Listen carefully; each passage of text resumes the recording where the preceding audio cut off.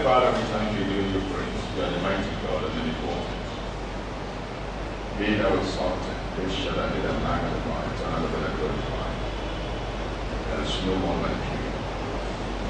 The heavens no longer God, and the earth your God.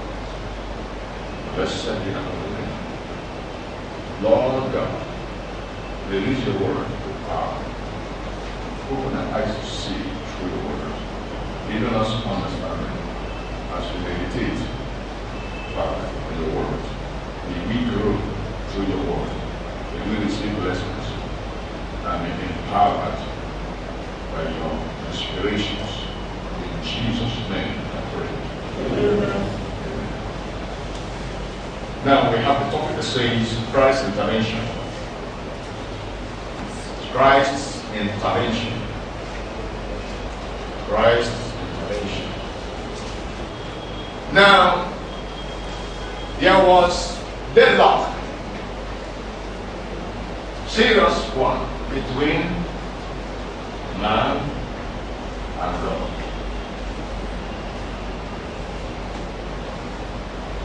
Just like when God decided to be silent. If you look at the Bible is in two, Old Testament and New Testament. Now, the Old Testament stopped at Malachi. That was the last prophet there, Malachi. And Malachi prophesied that Elijah will come again. He prophesied that Elijah will come again. Now, the people are expecting the prophet Elijah to come back because Elijah did not die physical death. He was taken up to heaven. So the prophet prophesied that Elijah will come again. So the Jews who believed Elijah to be true prophets of God were expecting the arrival of Elijah one day because he did not die. Now, after Malachi, there was no other prophet God sent to the earth. From Genesis to Revelation, God had been sending prophets. But after Malachi, there was no other prophet for 400 years on this earth. God decided to keep silent. Then the Son of Man was warming up to come down. But that took 400 years plus. No prophets from God. Now, men who have knowledge of God then started writing. That is what is called Apocrypha. Those writings you see in the Good News Bible, they call Apocrypha. Like with Gideon, Tobit, and the list of names. This is how it came into place. Men started writing out of their own wisdom. Philosophy of man. Apocrypha.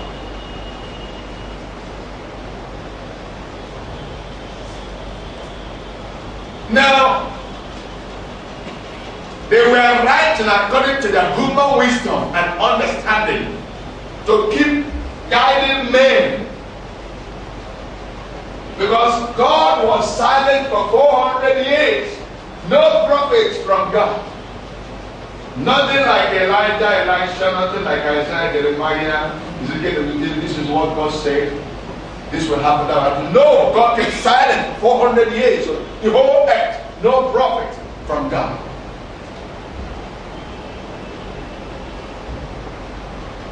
Eventually, God sent a man after 400 years by name John the Baptist, who was the forerunner of Jesus. He introduced Jesus to the world. He paved the way for Jesus to come. John the Baptist, after 400 years of God's silence, John the Baptist came. Then there was kind of deadlock between God and man. No good relationship, no good communication. God was on his own. Man was on their own on the head. You can imagine the situation. If you have problems before you go to Elijah the prophet will pray for you and prophesy. This time, nobody considers nobody. Manage yourself.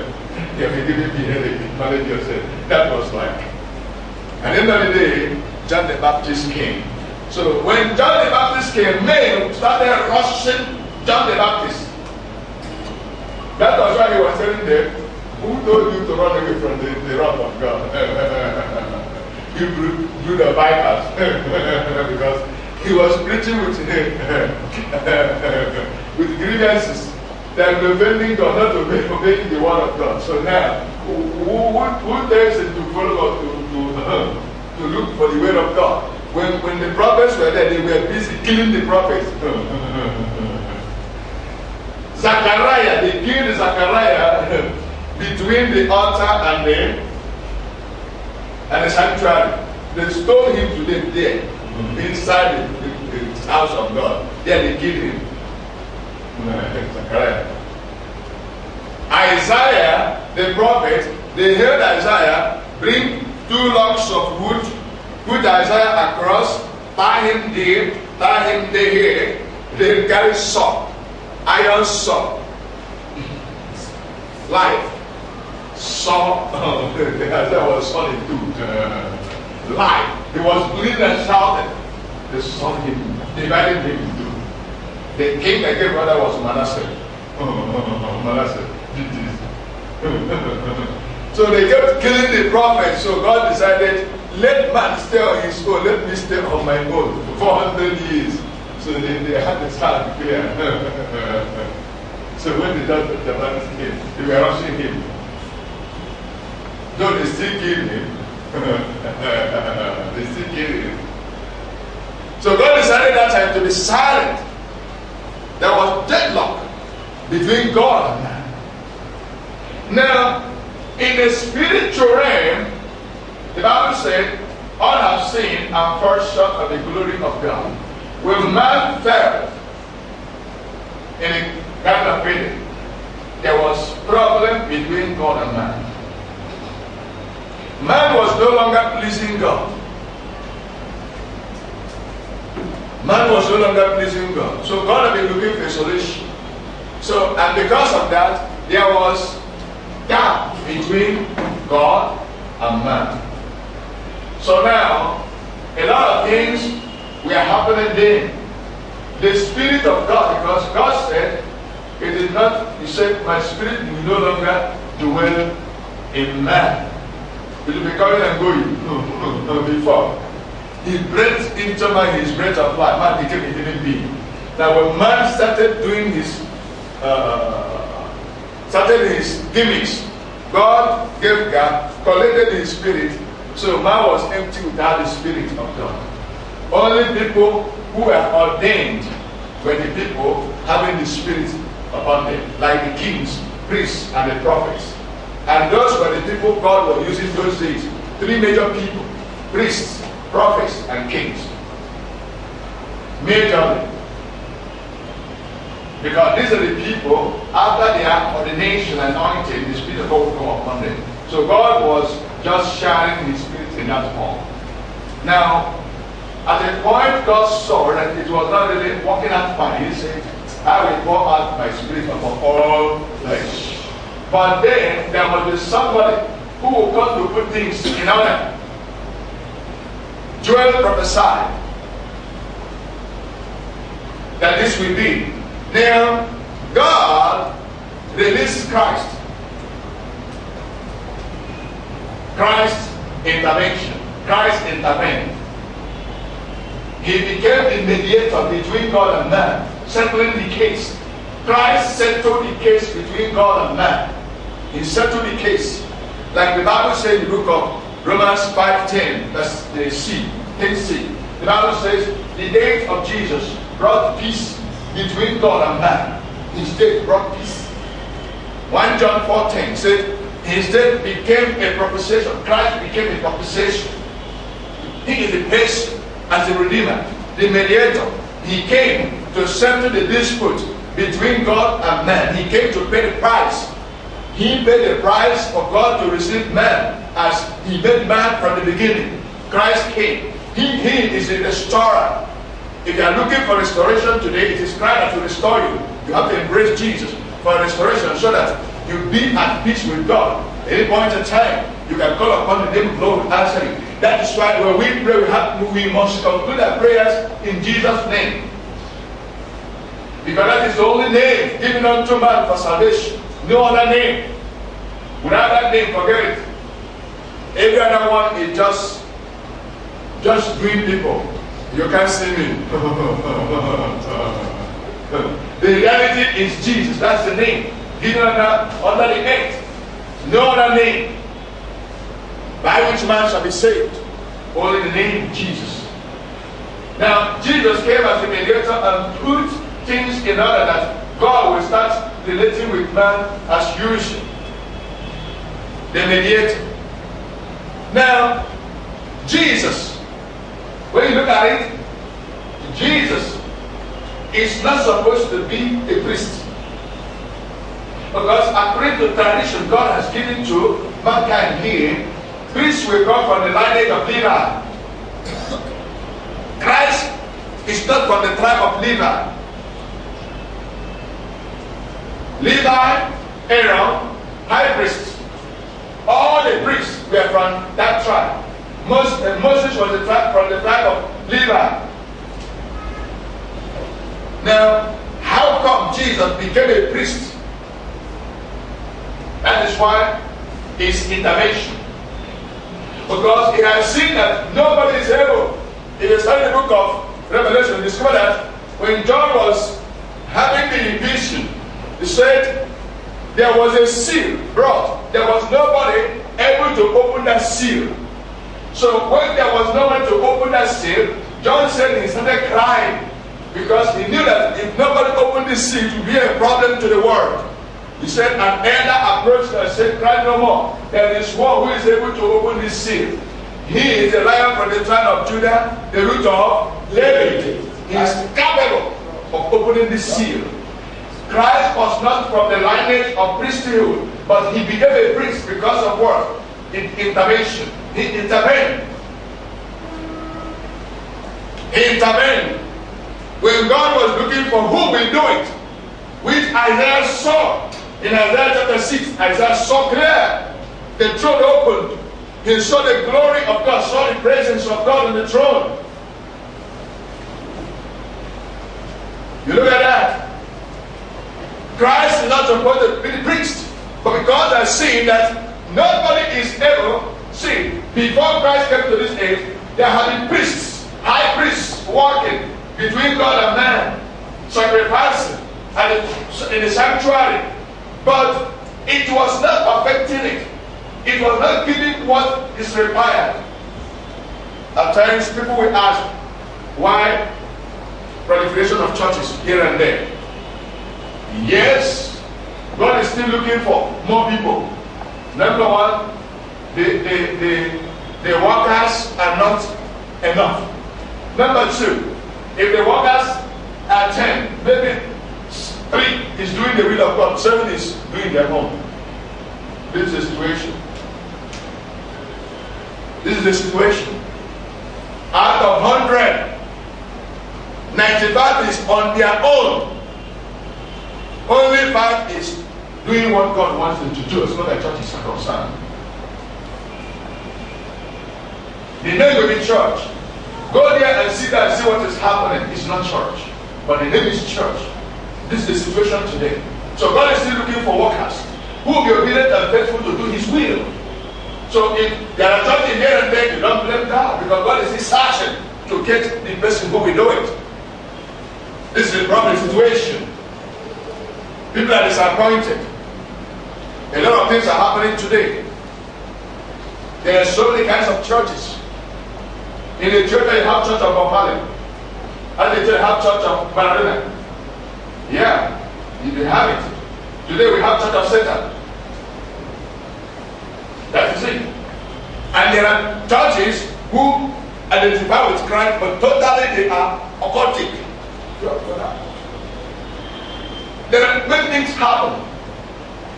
Many things happen. Now, God is still looking for men who will do the work perfectly, who will do His will. That is why God is still taking laborers. So now, Jesus is not supposed to be a priest, a high priest, but because the extent of the problem between God and man, nobody could solve it. The Bible says that the Word was with God. The Word was God. The Word, not words. The Word, singular. Now, that Word He used to create things. All things were created by the Word. That same Word came down here, and when He came down here, there was no Word in heaven. You can imagine the situation. And that Word that came down here in the place, He went to the cross. When He was shouting, Eloi, Eloi, lama sabachthani, because the body was much on Him. He said He had a right to lay down His life, has power to take it back. Suppose He says, I'm no longer dying for these people. What will happen to them? Suppose when He came down here, He disappointed God, because there are two angels that came here and disappointed God here. It's in the book of Genesis, in the book of Jude, in the book of Peter as well. Two angels. They came down here to walk here, eventually they were seduced by women. It's in the Bible. The Bible says in the book of Jude, they are given the darkness and the chains, waiting for the man to destroy them. The book of Genesis chapter 6 says, sons of God, waiting to the daughters of men. That's how Genesis put it in chapter 6. And that brought anger. The anger of God came down to destroy the earth. It was not easy.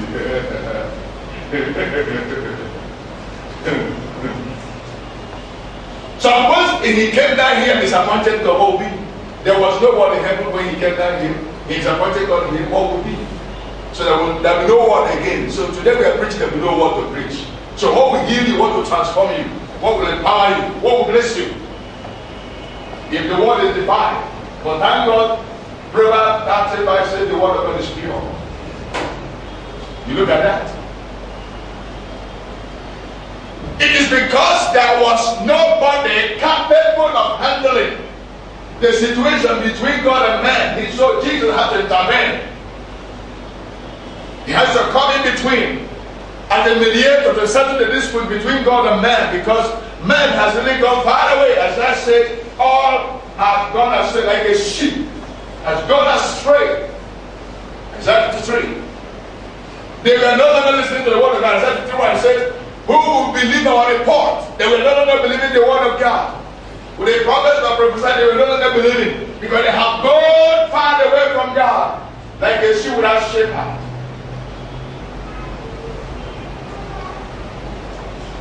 We go to Hebrews 8. I read 1 to 6. Now of the things which we have spoken, this is the sum. The sum means the summary. We have such a high priest who is set on the right hand of the throne of the majesty in heaven. Is a high priest sitting by the side of the Most High on His throne in heaven. That is where the priest is sitting, high priest. Look at his position. Second in command. Not the Father. Second in command.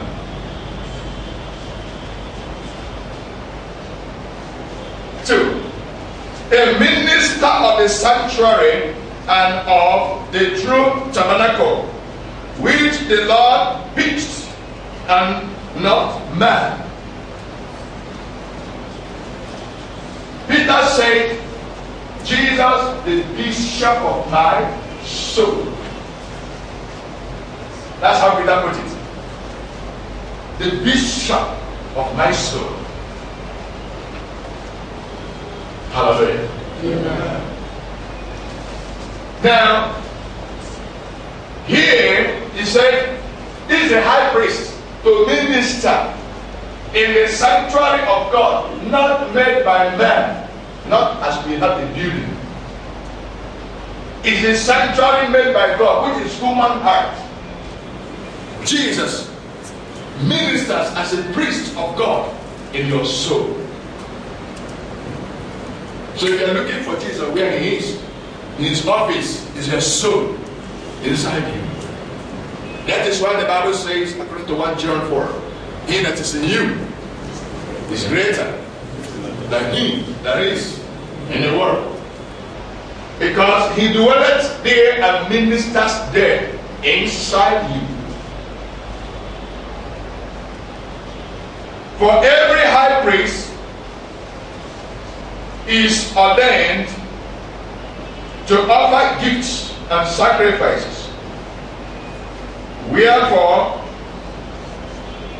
it is of necessity that this man have somewhat also to offer.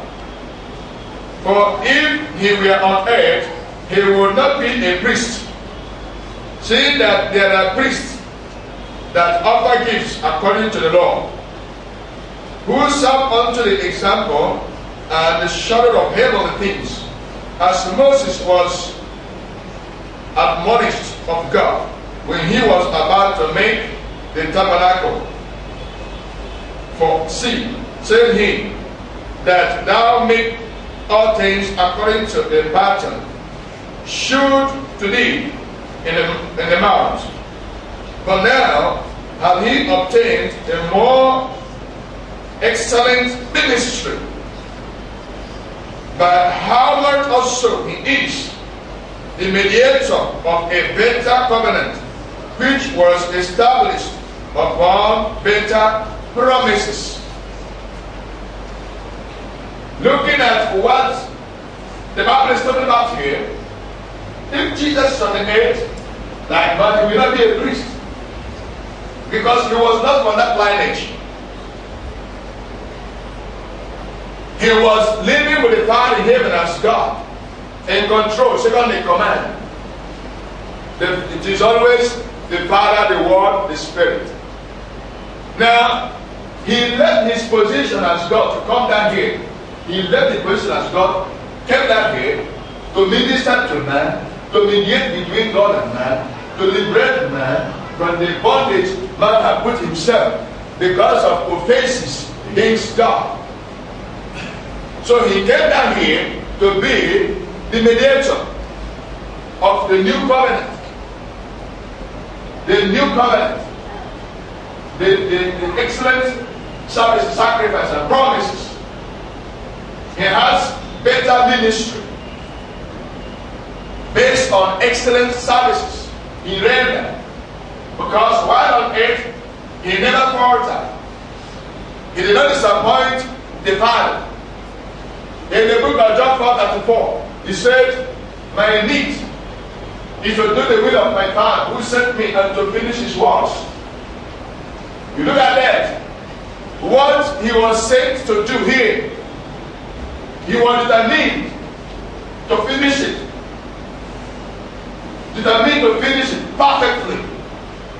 He had excellent and perfect ministry. He perfected it. No error was found in him. No error was found in him while he was on earth. His ministry he perfected. Giving salvation to man, he perfected it. He went to the cross. He allowed himself to was crucified by a mortal man. When Peter revenged, cut off the ear of Marcus. He said, told Peter, hold on. It is not like this. If I like, I will ask my Father in heaven to send 12 leaders of angels to intervene in his case, but he doesn't want to do that. Let them finish what they want to do. He told Pilate, it is because it's not your time. My Father in heaven permitted you to do this. Otherwise, I've been on the earth operating, I've not done anything to me. He allowed himself to be used. Otherwise, he said he had the power to say no. It was by choice he came. It was a voluntary something. Pascal, Lamb, he volunteered himself. It was not you must do it. He volunteered himself to come and do it.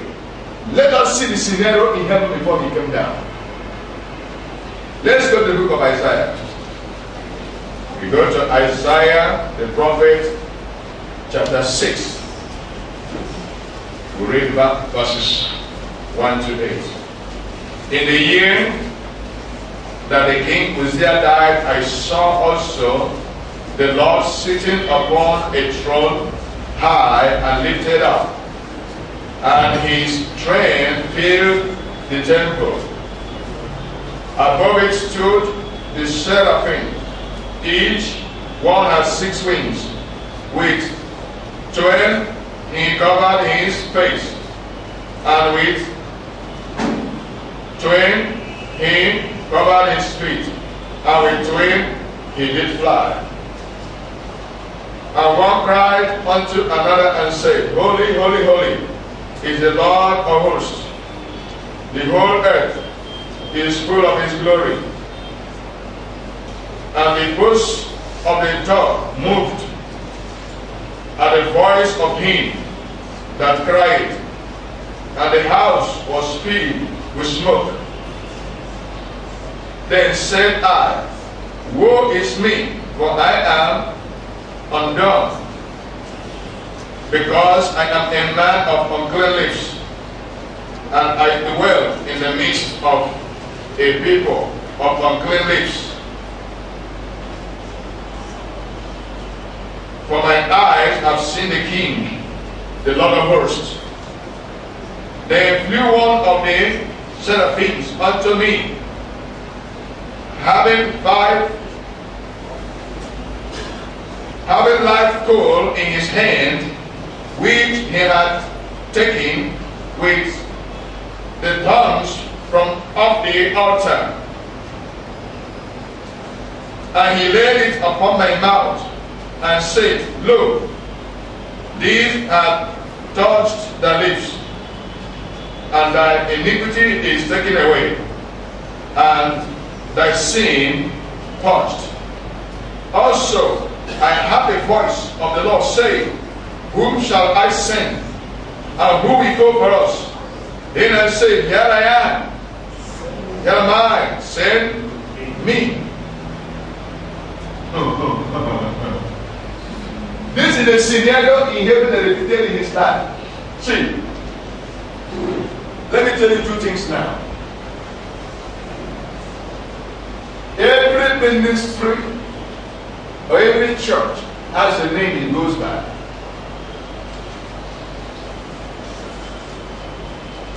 If the name of the church is given by God, by the throne, it's a very good thing. Which means the character of that church will be according to the name. Number 2, if a man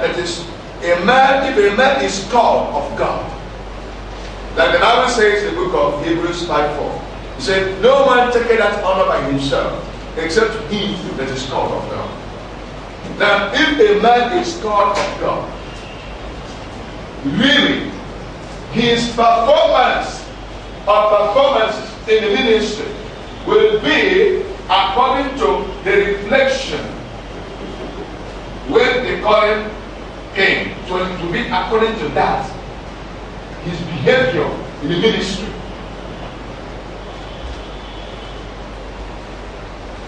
Now that's why the Bible says judgment of God will start from the teachers in the house.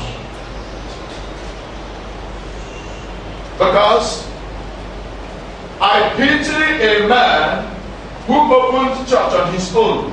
If you see him, have mercy on him. Anybody who decides to be a minister full time on his own, if you see him, pity him. You look at what Isaiah is saying here. again, the voice of the Majesty himself, Father himself talking, crying and said, who will I send? Who will go for us? Isaiah said, send me. He was talking on the throne. Isaiah replied, they. When he was seeing the vision, he repented of himself that he was a sinner, prophesying to sinners. Before one of the seraphim came to him with a tongue of fire, touched his mouth, and said, your iniquities have been removed from you. You are not clean. Sanctified him, purged him, like what happened to Joshua the priest. Purged him clean to use him. Now, when the voice came, he claimed it. Send me. He studied Isaiah from chapter 1 to the last chapter. Isaiah was only prophesying about salvation.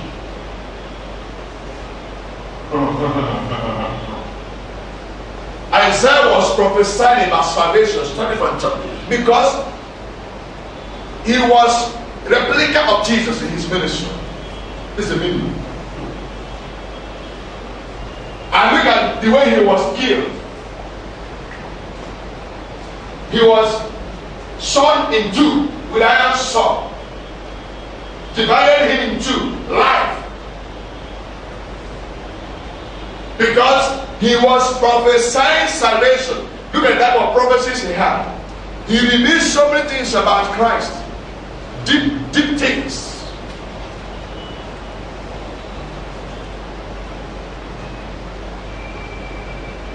Because he was connected to heaven and was bringing it from the throne to give to the people according to God's will, not his own will. To please the throne, because he was working for the throne, not working for himself, to please people on his stomach. He was not doing it that people will please. He was prophesying and telling people what they would not even like to hear. That was why Manasseh was angry with him. Because he was telling him directly his errors. Prophesying to him, thus says the Lord original. Not mixing it up. Now, Manasseh as a king decided he can arrest him with his men and kill him. That was what Manasseh did. Bible gives Manasseh big cross. But he's one of the worst kings in the Bible. He will pay the price. Whatever he is, he will pay the price. Manasseh. This is what he did. So, when church name comes from the throne, church is supposed to be performing as. Performing as. Throne has given the name.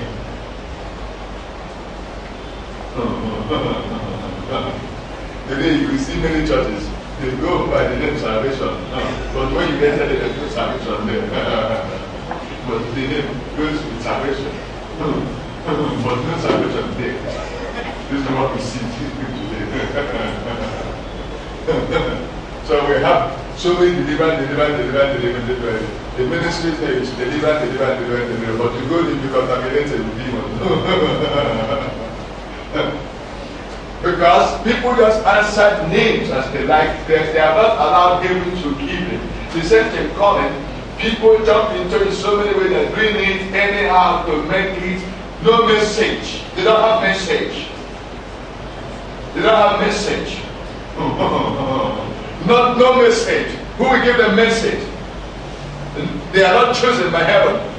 Who will give them message? They copy messages. They copy messages from other people. They don't know what to say. They run out of messages. You cannot give the microphone on emergency. You can't give the microphone on emergency to minister. There's no message in them. You are not connected to heaven directly. This is the problem. Now they will begin to look for extraordinary things to help themselves in the ministry. That people will believe them. They want to do signs and wonders by all means. For people to believe them. For them to have people. Hallelujah. Hallelujah. Because their target is they want to have 1 million crowd in the church. And they want to have all the millionaires in the city in the church. That's their target. They will live in the best houses, ride the best cars, meet with the topmost politicians in the city. Then they are the people. That's not calling. That's not calling. Hallelujah. Some ministers will start writing to churches here and there to help them. That's not calling. They are called to be ministers. They are called to be. He's not working to develop people with him, but he's writing in that elsewhere to get money from abroad to run the ministry. That's not ministry. That's not calling. Hallelujah. This is what we're passing through these things. That's why I told you, God is still looking for people. And He will continue to look for people because people are not yet ready to walk.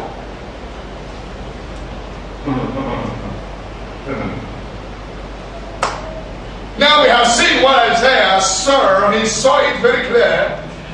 The scenario in heaven. So when he was seeing it or hearing that voice, it touched him. He had been ministering as a prophet, called, but he was not ministering as God. I wanted it properly. He saw the glory of God. He discovered that he was a simple man. He saw himself. That was a mirror for him to see himself. He recognized that he was not doing the will of God.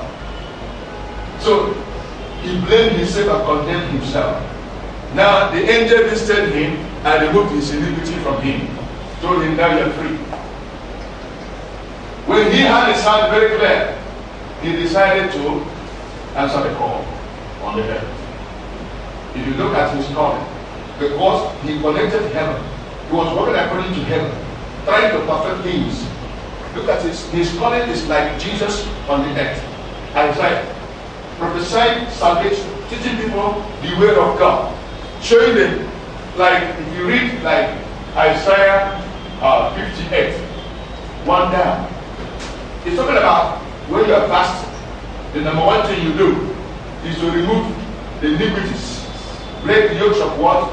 Wickedness that is in your life. You look at that. An insight. Look at the things you break. Now, today when we are fasting, some of us, we don't break the yokes of wickedness in us. We are only fasting and asking God, God, give me breakthrough. That's my uncle, God, touch him. Make him to give me that money. I need that 1,000 from him. He promised me by his word. God, touch him. Force him to do it. You are God. You must touch him to you. Look at that. But Isaiah said, the person is break the yoke of wickedness in you. Make peace with God first. An insight.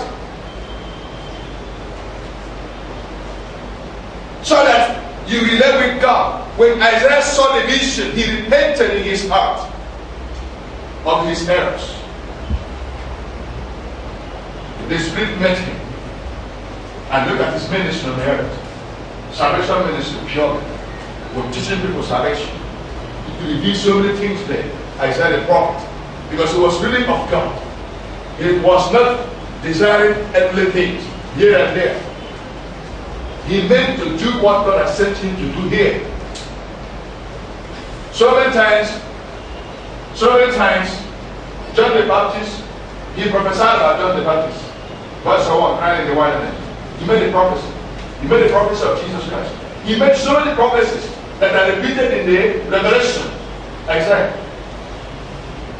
You look at the relationship and how he got when he was performing his ministry here on the earth. Now, when we look at the situation here, we look at what God has been able to do through his people here. There are so many things in place. Now, before anything will take place here on earth, there must be a scenario in heaven. In the spirit, there must be a scenario. There must be something in the spirit will happen before physically something will be. Now, for instance, when Ahab was planning to go for a war, and God called the spirits in a meeting, asking them what shall be done to Ahab. Every angel said, does not know what to do to Ahab. One said, I know what I will do to Ahab. That Ahab has his prophets. They will blind the prophets and they will not see anything from God because they belong to Ahab. So that they will prophesy doom to Ahab. That Ahab will go to war and come back. While Ahab will go to war and die there. So when the prophets of Ahab went to inquire of the Lord how they will go to the war and come back, darkness blocked their eyes. They only saw king will go and come back. All of them prophesied, king, go, no problem, you go and come back. That was it. Now, and they prophesied to him, he believed that. But the man with the Spirit of God, Jehoshaphat, he has Spirit of God, the king of Judah. Jehoshaphat asked him, because he was not convinced. The whole prophecy, no different. He was not convinced. He asked him, is there no other prophet to ask? Are these one the only prophets? He said, there is one. That one always prophesied evil. Joshua said, go and get him. We'll get that one. The way that God Micah was always on his own, has no business with Ahab and his prophets. He was not prophesying for Ahab, he was prophesying for God. They said to him, he said, why are you here? He said, the king wants you. They told him, if you go there, others said, he will go and come back. Say the same thing. Don't change your own. You are causing confusion. He said, no problem. When he got there, Ahab asked him, what do you see? He said, no problem, go, you come back. Ahab said, you have never prophesied to me in Israel without saying, thus says the Lord. This one, no, thus says the Lord. You have to put thus says the Lord, then we believe it. He said, okay, thus says the Lord. You will go there and die, you will not come back. He said, I saw the king went to war, like a tree fell. All the base of the earth scattered everywhere. King died there. They have told you, you see what I'm telling you. This one. See what I'm telling you. But he was the one that saw it very clear. What we mean? He saw the clear thing. At the end of the day, Ahab went there and died there. He did not come back. But Ahab told him, when he was doing that, so the guy slapped him before the king. So who are you in Israel? When did he start prophesying? Who did he to you? Because you are the prophet, hearing the king. He slapped him. Now, Ahab said, put him in prison. When I come back, I will then deal with him. He said, king, you will die there, I will come out. He was rugged. He told him, the king wait and never come back. He went and never came back from that job. He ended up there. Even when he disguised himself, that he not be recognized as the king in the war front. The person he dressed as the king, when they arrested him, he said, please, I'm not the king, look at the king here. So he could not escape it. They killed him. He died there. Yeah. Now, by force, they released Micah because they have no option. His one I thought the part, they have to release him. He went home free. You see? Because these people, they were working for Ahab. So they were blind to the things of God. And this is the situation today. When we are not walking with God, we are blind to the things of God. And David revealed in Psalm 25:14, clearly he said, the secret things of the Lord, that they are revealed to those who fear God and keep his covenant. The secrets of God is revealed to such people. Secrets. When somebody is with God, somebody is working with God, the secrets of God will be revealed to them.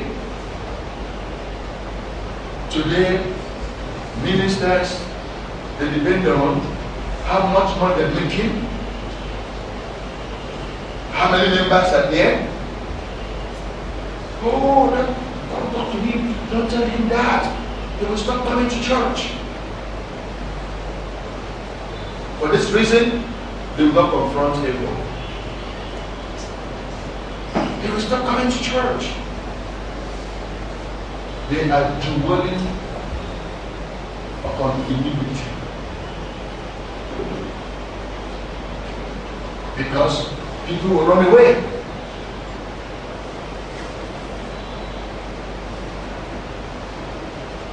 Heaven is suffering.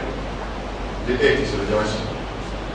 Because the desire of the devil is fulfilled. That of God is hanging. This is the situation. Even today when you tell someone, don't do this, don't do that, this pastor is always giving me all that the time. It's very hard man.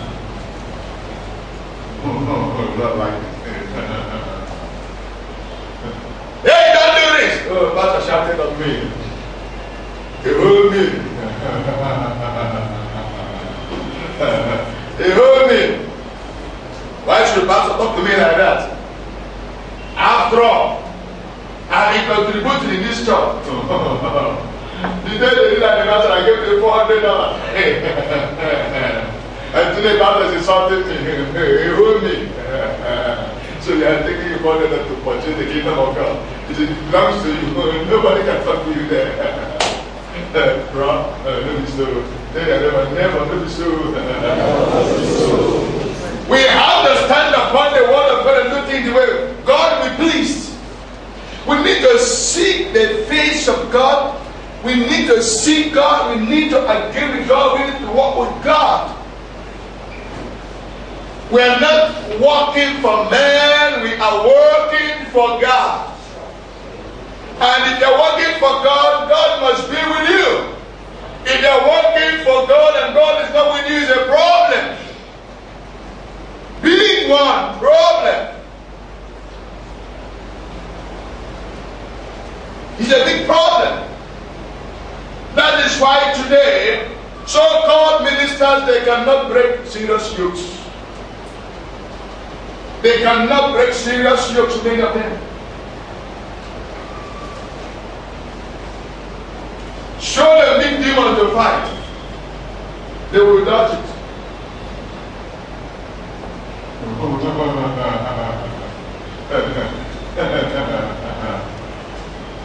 Big deliverance case. They will dodge it. Big deliverance case. Serious one. They will dodge it. And he said he's a man of God.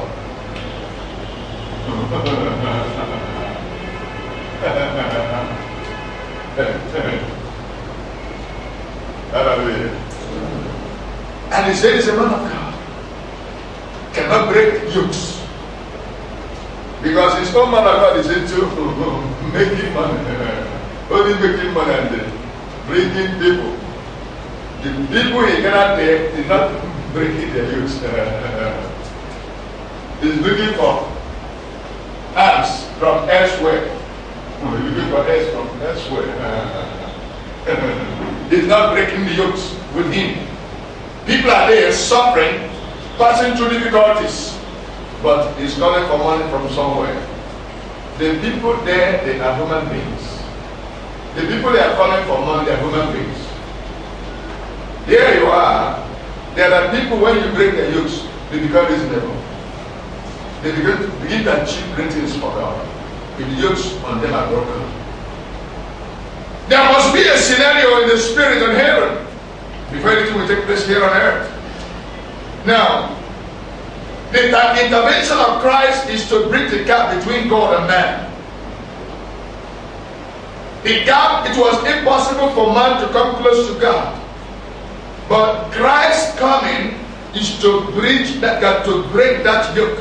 That's why Romans 5:10 says, the days of Jesus brought peace between us and God. And 1 John 14 said it clearly, Jesus became a propitiation because he's a mediator. He paid the price for us.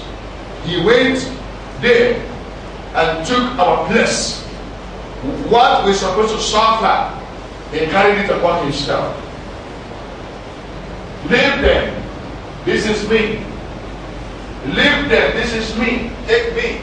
Do to me what you want to do to them. This is what Jesus said. He's coming. Leave them. That thing you will do to them because of their errors, do it to me.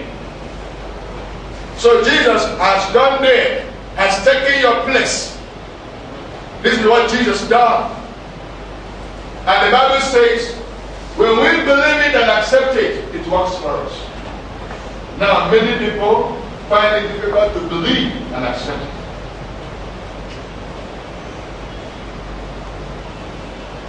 Because they are following the way of the world, not the way the Lord wants it.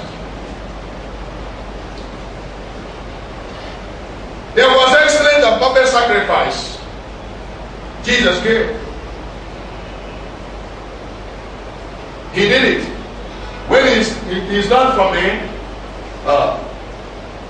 lineage of the priests, but still he intervened. When we go to the book of Hebrews 10 from 1 to 10, you read where you go. Hebrews 10, 1 to 10. You discover that he intervened. Things that were not in order, he came down and put them in order. He perfected things. Hallelujah. He perfected things. When we look at what the Bible says here in the book of Hebrews, Hebrews 10, 1 to 10. For the Lord, having a shadow of good things to come, and not the very image of the things, can never, with those sacrifices which they offer year by year, continually make the comers thereunto perfect. People were going to the synagogue, and the high priest will sacrifice animals for their iniquities, for their sins, to present them before God. But it was not perfect, because the blood of the animals were stained blood, not pure blood, not sinless blood. So it was not perfect to do this. Though they were going, but it was not perfect. It was only covering it, not cleansing it. Verse 2, for then would they not have ceased to be offered, because that the worshippers once purged should have had no more conscience of sins. But in those sacrifices, there is a remembrance, again, made of sins every year. After the sacrifice, to cover their sins, they will tell them what they will come next year with for their sins again. They will make remembrance. They are cleansed, and they are reminded what they will come with next year, which means the sins. That was the situation then. Verse 4. But it's not possible that the blood of bulls and of goats should take away sins. 5. Wherefore, when he cometh into the world, he said, sacrifice and offerings thou wouldest not, but a body hast thou prepared me. In burnt offering and sacrifices for sin, thou hast had no pleasure. Then said I, lo, I come. In the volume of the book it is written of me to do thy will, O God. Now talking about Christ. Above, when he said, sacrifice and offering and burnt offerings and offerings for sin, thou wouldest not, neither hast pleasure therein, which are offered by the Lord. 9. Then he said, lo, I come to do thy will. O God, he taketh away the first, that he may establish the second, by the which will we as sanctified through the offering of the body of Jesus Christ once for all. A body he prepared in him, he said it. That body was sacrificed. Body made holy. The Bible says the word was with God. The word that came down here as flesh, as body. A body was prepared holy, without sin, for this purpose, for the sacrifice. Body, in human form, but was sanctified body, sinless body. That body went to the cross to pay the price of what man committed here on earth, so that God's anger, wrath, will cool down upon the earth. Christ's intervention. Now, if you look at it, Jesus was not from the line of priests, but he intervened when he saw what was happening between God and man. There was no relationship again. Man cannot please God again because man has gone far away from God. So Jesus came down to be the mediator of the new covenant. That is how the word of God came into fulfillment. Joel said, I will pour out my spirit upon all flesh. Now on the Pentecost day, before then he told the disciples, said, I am leaving, but I will not leave you as an orphan. Behold, I will send a helper to you, who will help you, the comforter, the spirit of the truth, who will teach you all things. When he left, Holy Spirit was released. On the Pentecost day, he came down here in fullness, descended upon all men, that men will be able.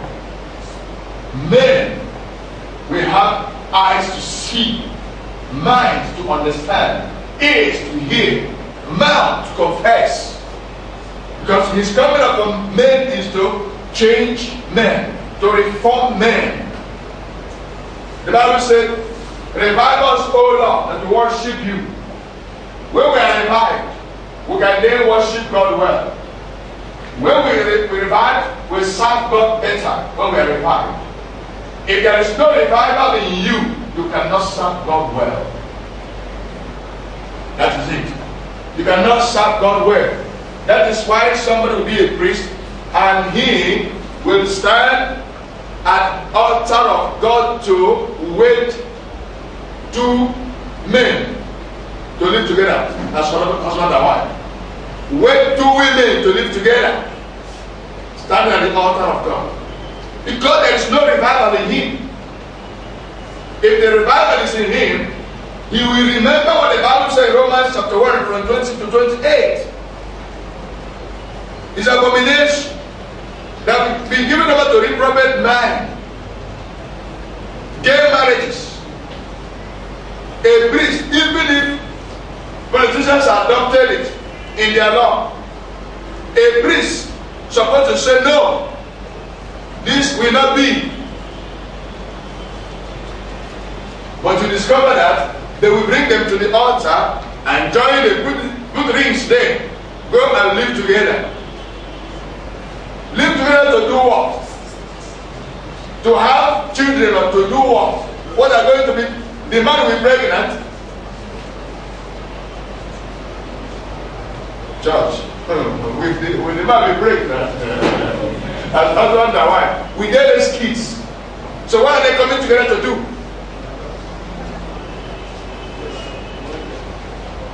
And the priest joined them and prayed for them, that God in heaven will bless them. It sounds very ridiculous. A priest, which means there is no madness in the priesthood. They are mad. They are no longer in their senses. Naturally, they are working against nature. Naturally, it cannot work. It cannot work naturally. So what is the hope of them coming together? Now, we are blaming priests. Now we are blaming priests. But many of you here, those you know they are gay, some are lesbians, they marry themselves, woman to woman, man to man. There is this musical albums which you always enjoy. You take your money and buy it, you are sponsoring that marriage. You don't know, you are not free. If you use your money to buy their products, you are sponsoring them. You are not free before the throne. You don't know? You are blaming the priest. If you are not buying their products, show them hatred. You hate what they have done. It will bring them back to their senses. But you sponsor them. They are multi-billionaire in dollars. You don't hate what they are doing. You use their money to sponsor them. You don't make it wrong. Judgment will be wonderful on the day. You may believe it, you may reject it, but on that day, it will what? Wonderful, that day, judgment. You know they are like that. You sponsor them, you fast and pray, God will bless you. Use that money to sponsor them, to continue what they are doing. There will be judgment. Because you never call evil in your mind. You use blessings of God to sponsor them. Where they are working against God. I don't know how long it will take for us to realize what we are doing is error. We need transformation. We need healings. When we talk of healing, this is number one healing we are talking about. Number one healing. Always you think about what God will do for you. Do you think of what you are going to do for God? You look at Isaiah. Isaiah said, "Here I am, send me." Look at his ministry.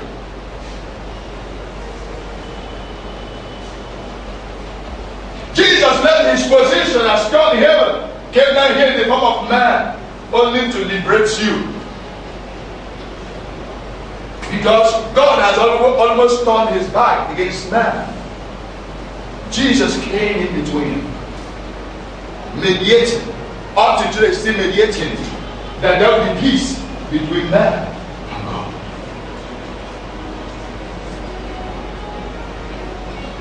Somebody needs to understand God, understand what God wants him to be doing. I have never seen a man that trusted upon God fully and God disappointed him. I've never seen. Though at times calamity may come upon a child of God, yes. But after that, the Bible says what? Blessings will follow you. That's why the Bible says all things work together for what? Good. So when we are pleasing God, whatever happens, we don't regret it because we know God is coming to put things in order in a better form.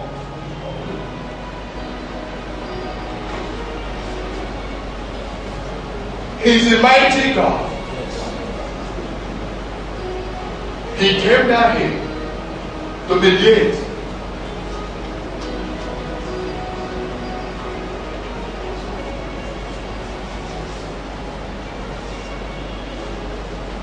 I love that man. Oh, God, for he had done so very much for me. He had forgiven all my sins by the Holy Ghost.